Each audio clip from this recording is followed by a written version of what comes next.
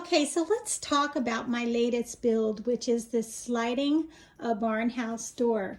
I want to show you how I constructed it. Take a look at it. You can see that I used a 1-inch thick wood. I had the smaller grooved metal.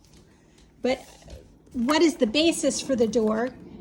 The actual door is I used tongue and groove. So I went and purchased 8-foot tongue and groove boards, and I thought, you know what, I'm going to put this together and it's going to be the basis for the door.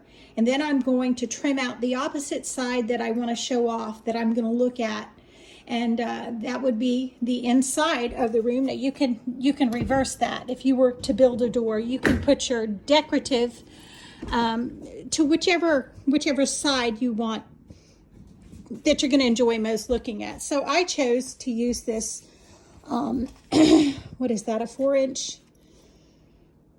trim? I can't remember what it is, but it's a 1-inch thick, and of course it's almost the same exact width as the tongue and groove boards, which are over here.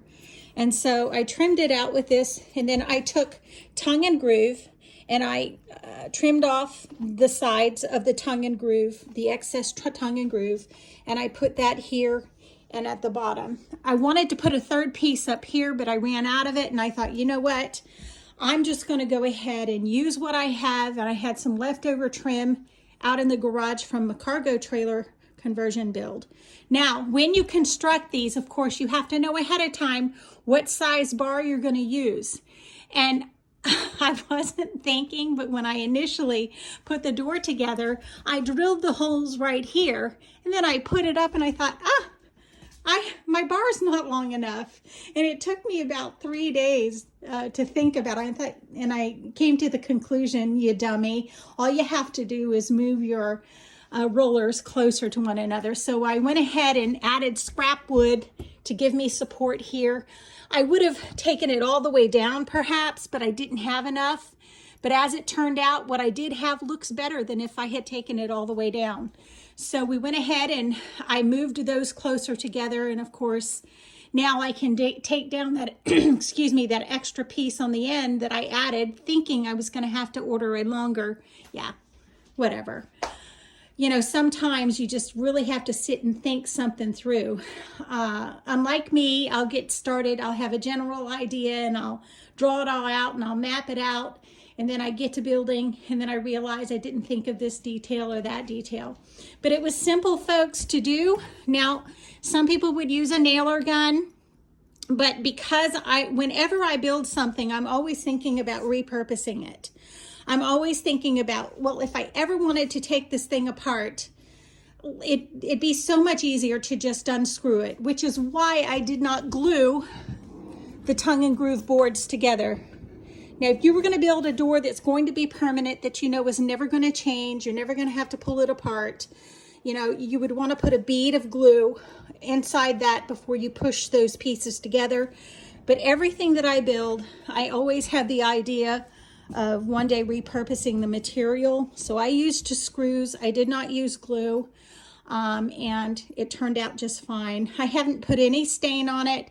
I'm very fond of unfinished wood. I'm probably just going to put a clear coat of something on it, or I'm going to use an oil such as olive oil and just rub that into it. But I love the look of unfinished wood, and I love my door. It matches the wood pellet heat shield, the wood pellet stove with its heat shield. And I kind of took that look that I love from the cargo trailer conversion that I did using metal and wood. I've never been a fan of the real country look. It's something that I love, the industrial and the country. So you put those two together and this is what you get. So have a wonderful day, folks. Remember, if you want to build it yourself, the original holes that were a mistake, I just went ahead and ordered some of the matching bolts, and I thought it turned out pretty decorative. I actually like the look of the added hardware in those original holes that were drilled. So if you want to do it yourself using the same concept, It's tongue and groove boards, trim, metal, hardware, and screws. And there you go. You have a sliding barn door.